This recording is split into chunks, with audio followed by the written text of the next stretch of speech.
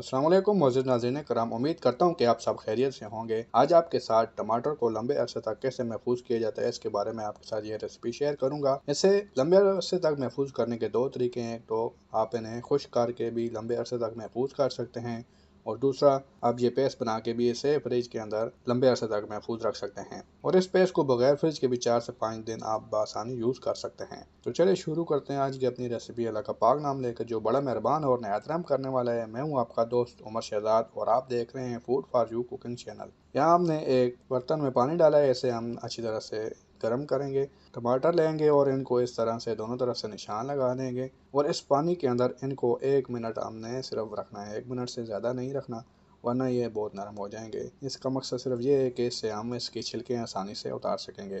तो 1 मिनट हो चुका है, अब इसे निकाल लेंगे। यहाँ हमने 2 लहसुन की जुएँ लिए हैं और इन्हें हमने क्रश कर लिया है। ये भी हम इसके अंदर शामिल करेंगे, इससे इस पेस्ट का जायका चेंज नहीं होगा। टमाटर ठंडे हो चुके हैं तो अब हम इसके ऊपर से छिलके उतारेंगे। देखें कितने आसानी से छिलके उतर रहे हैं। तो आप भी इसी तरह करेंगे तो आपसे ये छिलके बआसानी उतर जाएंगी। इस तरह तमाम टमाटरों की छिलके उतार लेंगे। अब हमने इनको काटना है, यहाँ सेंटर से काट के ये जो सख्त हिस्सा है इसे निकाल लेंगे और इन तमाम टमाटरों को हम बारीक हिस्सों में काट लेंगे। अगर आप चाहें तो इसे ग्राइंड भी कर सकते हैं। एक पैन चूल्हे पर चढ़ा दिया है, इसके अंदर हम 3 टेबल स्पून कुकिंग ऑयल का शामिल करेंगे। अब इस लहसुन को हम इसके अंदर शामिल करेंगे और इसको हम 3 से 4 मिनट के लिए अच्छी तरह से भूनेंगे। जब इसका कलर ब्राउन हो जाए तो उसके बाद हम अपने टमाटर शामिल कर देंगे। टमाटर मैंने मैश किए थे, तो आप चाहें तो ग्राइंड भी कर सकते हैं।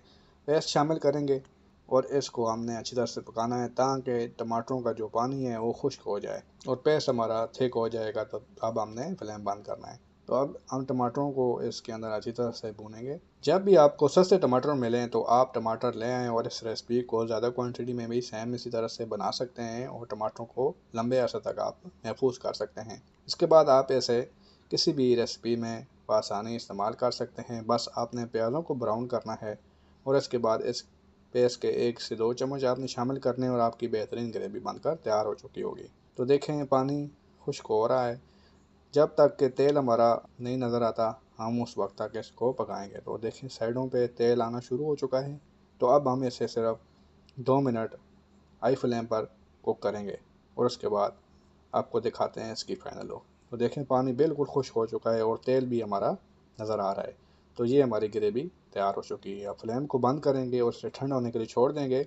इसके बाद हम एक कांच का जार लेंगे, इसे अच्छी तरह से हमने साफ़ कर लिया था। इसके अंदर पानी बिल्कुल नहीं होना चाहिए वरना ये पेस्ट आपका जल्द ख़राब हो जाएगा। तो देखें माशाल्लाह कितना अच्छा पेस्ट हमारा बनकर तैयार हो चुका है। ये जार हमारा एयर टाइट कंटेनर है, इसको हमने ऊपर से अच्छी तरह से बंद करना है और फ्रिज के अंदर रख देना है। बगैर फ्रिज के अंदर रखे हुए भी आप 3 से 4 दिन से इस्तेमाल कर सकते हैं। तो इसी तरह की अच्छी अच्छी रेसिपी के लिए आप मेरे चैनल को सब्सक्राइब कर दें और साथ में दिए गए बेल के आइकन को भी ऑन कर दें ताकि नई वीडियो का नोटिफिकेशन आप तक पहुंच सके। अस्सलाम वालेकुम।